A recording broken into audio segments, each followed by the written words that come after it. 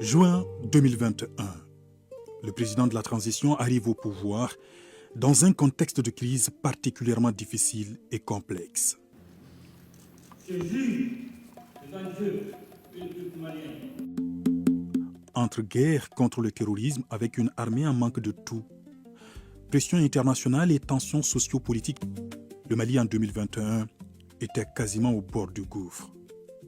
5 ans après, qu'est-ce qui a changé avec le président Assimi Goïta ?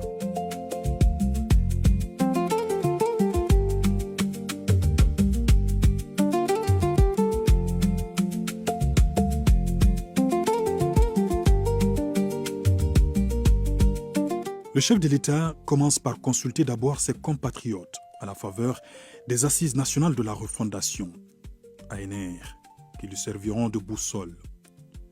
Et tout part de là. 5 ans après, que d'actions posées et que de chantiers en cours conformément aux aspirations du peuple malien.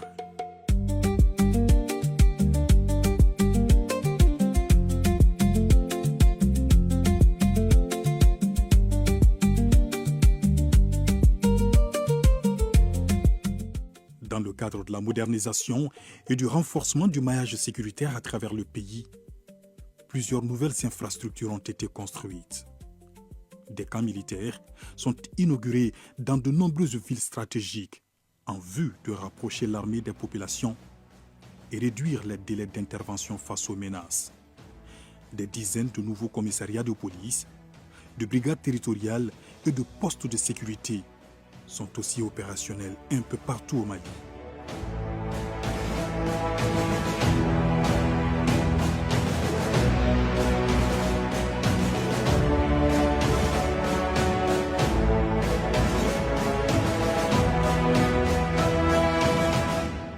Parallèlement, le président de la transition modernise et renforce les capacités opérationnelles des forces de défense et de sécurité avec des équipements de pointe. Dans l'arsenal actuel, l'on note une flotte aérienne tactique, notamment des avions de chasse, des hélicoptères d'attaque, des drones. À cela s'ajoutent des véhicules blindés de combat, des armes et autres équipements de protection pour les hommes.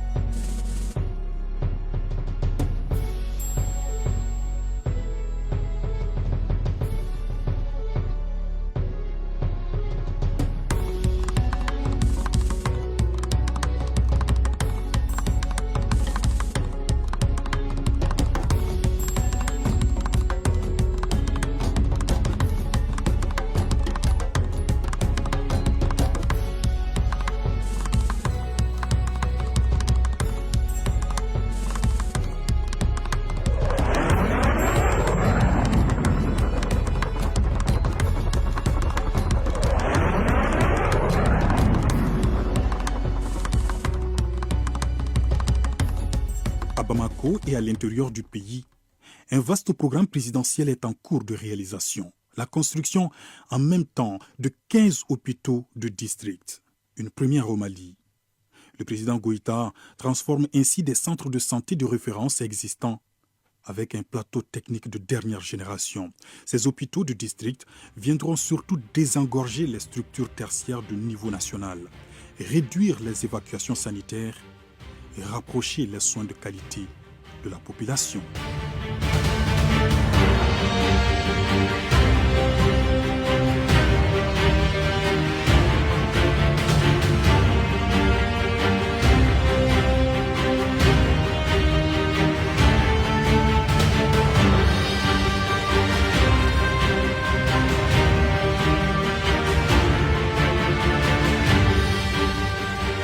Autre projet présidentiel majeur, l'hôpital militaire de Banankoro.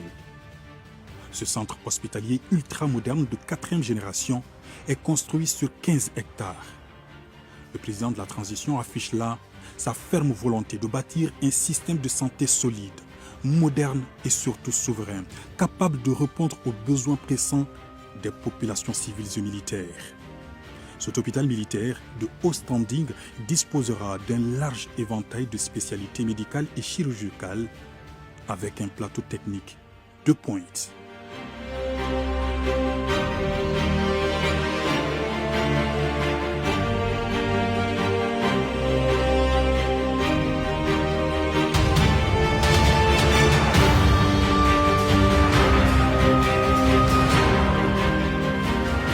hauteur de Kati se dresse majestueusement à perte de vue un millier de logements destinés aux militaires.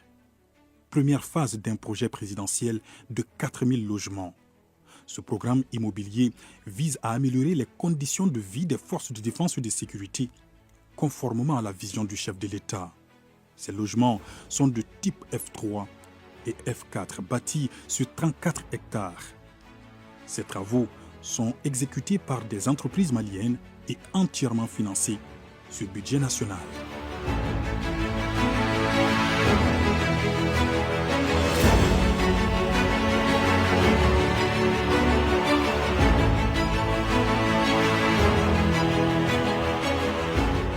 Non loin de là, sort de terre un autre immense chantier, les mémorials des militaires tombés pour la patrie. Ce complexe mémoriel et culturel est bâti sur plus de 10 hectares. Il comprend un monument principal appelé le Mirador, des stèles où seront immortalisés les noms des militaires tombés au combat et le musée des armées pour retracer l'histoire militaire du Mali.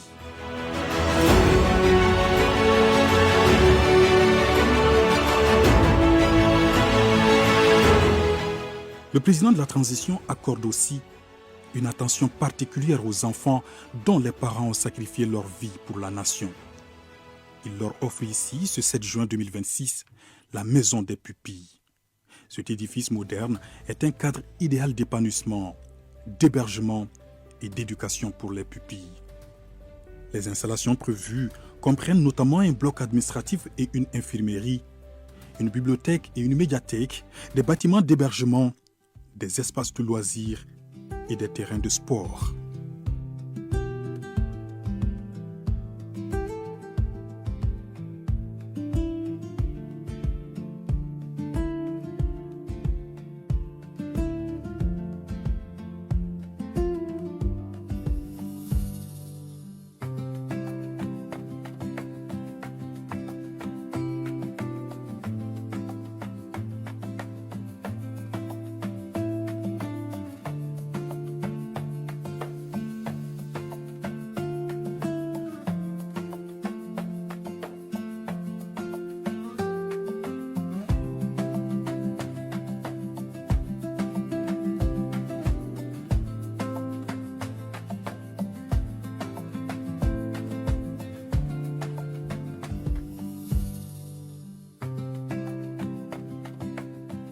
Autre haut lieu d'épanouissement et d'expression du talent de la jeunesse malienne, le Centre d'intelligence artificielle et de robotique, CIAR Mali.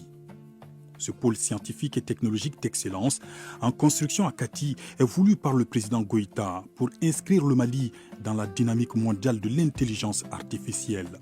L'objectif est de former une véritable élite scientifique nationale afin de développer des capacités locales de création de solutions et d'innovation adaptées aux réalités économiques et sociales du pays.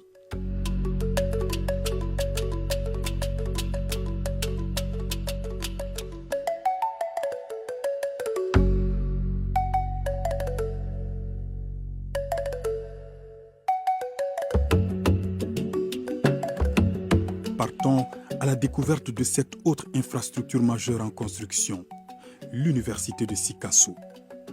Ce pôle pluridisciplinaire moderne est spécialisé dans le développement rural, l'agronomie et les sciences vétérinaires. C'est en vue de soutenir la souveraineté alimentaire et le développement agricole du pays.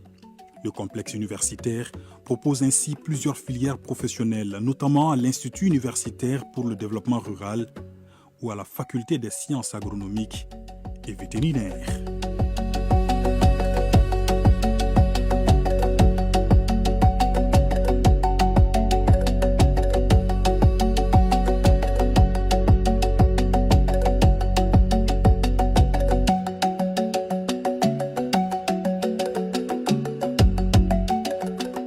À travers le pays, le chef de l'État rénove et construit également des centres de formation professionnelle. Objectif, améliorer la qualité de la main-d'œuvre et favoriser la création d'opportunités durables au profit de l'économie locale. Ces centres offrent ainsi aux jeunes et aux femmes des formations qualifiantes adaptées aux besoins du marché de l'emploi.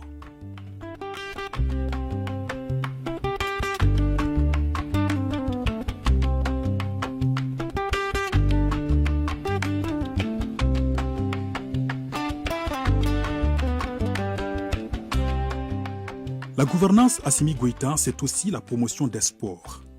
À travers le Mali, des infrastructures sportives sont en construction ou en rénovation. À Bamako, l'on a le stade du 26 mars, le stade Mamadou Konaté, le stade Omnisport Modibo Keïta, le palais des sports Salamatou Maïga ou encore le centre sportif d'élite Ousmane Traoré de Kabbalah. À cela s'ajoute le lancement des travaux de l'Arena, la rénovation des stades de Kaï, Koulikoro, Sikasso, Ségou, Mopti, Kati. La liste est longue. Et beaucoup de ces stades sont à ce jour homologués par la CAF.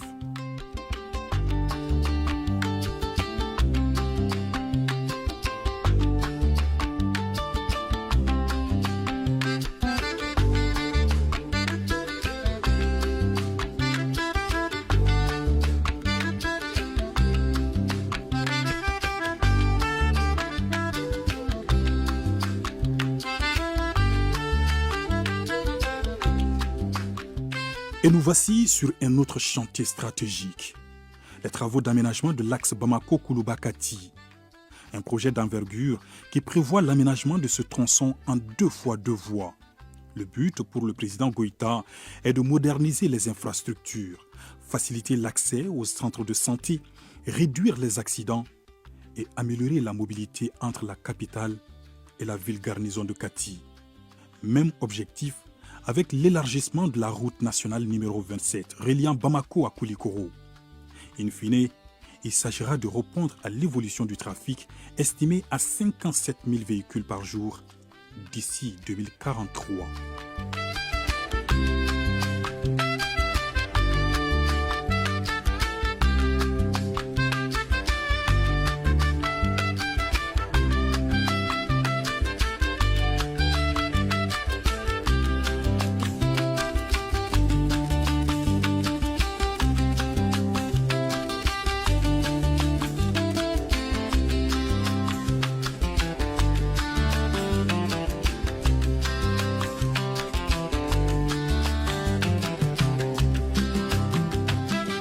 Les Maliens retiendront également l'inauguration par le président de la transition de 2 mines de lithium, à Goulamina et à Bougouni, ce qui positionne le pays comme une puissance stratégique de l'exploitation des ressources minérales. Aujourd'hui, les 2 mines permettent au Mali de projeter une production de près de 590 000 tonnes de concentré de spodumène, avec à la clé des centaines d'emplois directs et indirects créés.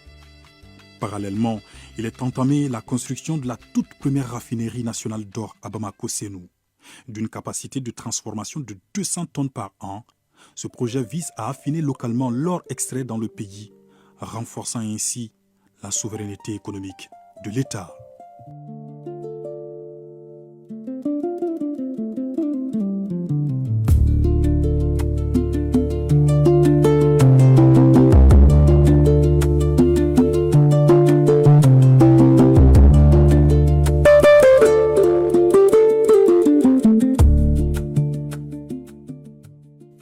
À ces nombreuses infrastructures s'ajoutent les œuvres sociales du président de la transition, visant à redistribuer les 2 tiers de son fonds de souveraineté vers des actions humanitaires et de développement pour les populations vulnérables.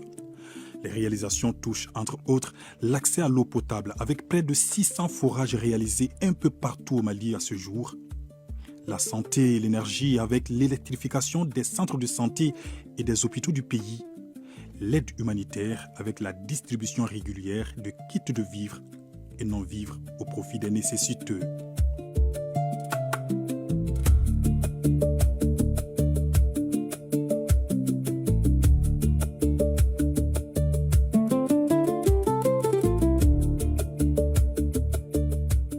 La transition en 5 ans, ce sont aussi des réformes politiques et institutionnelles majeures, conformément à la vision du président de la transition et aux aspirations du peuple malien. Ainsi, depuis juillet 2023, le Mali dispose d'une nouvelle constitution, marquant l'avènement de la 4e République.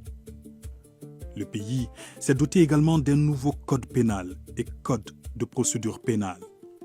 Comme innovation majeure, ce nouveau corpus juridique introduit des peines les plus sévères pour de nombreuses infractions, criminalise formellement l'homosexualité et durcir la répression des atteintes à la sécurité nationale et économique. Autre document majeur adopté sous la transition, le code minier et le contenu local.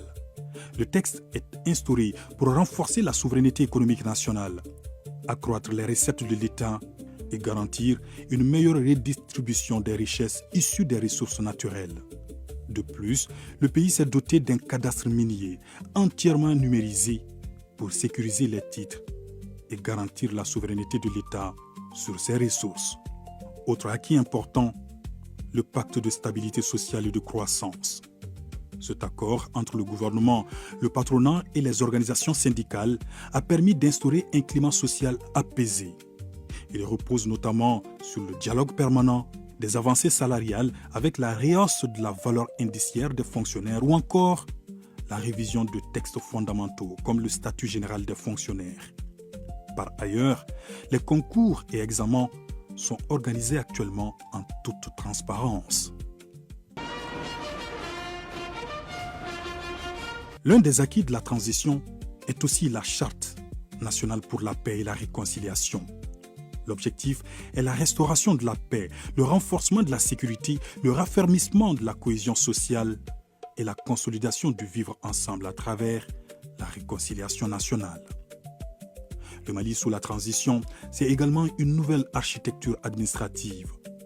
La nouvelle carte du pays présente désormais 19 régions, un district, 159 cercles, 466 arrondissements et 815 communes. En ce qui concerne la vision politique actuelle du pays, 3 principes guident désormais l'ensemble de ses relations internationales et sa gouvernance intérieure. Ces orientations sont le respect de la souveraineté du pays, le respect des choix stratégiques et des choix des partenaires opérés par le Mali, la défense des intérêts vitaux du peuple malien dans toutes les décisions prises. La politique extérieure du Mali, c'est aussi la création de l'AES.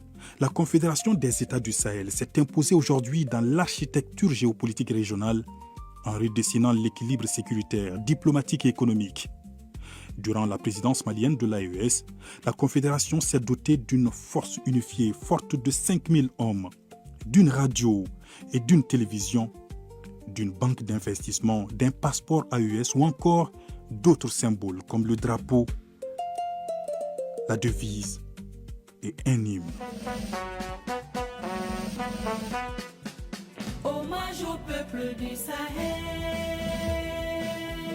héritier des grands empires, porteur d'un temps nouveau qui annonce liberté et progrès. 5 ans de gouvernance du général Assimi Goïta à la tête du Mali, que d'acquis, que de défis et que de perspectives. D'où la vision Mali Kouraniata Siraka Bensan Bafla Anibioroni Sabama. Un plan stratégique de développement sur 40 ans visant à transformer le Mali en une nation émergente, souveraine et résiliente.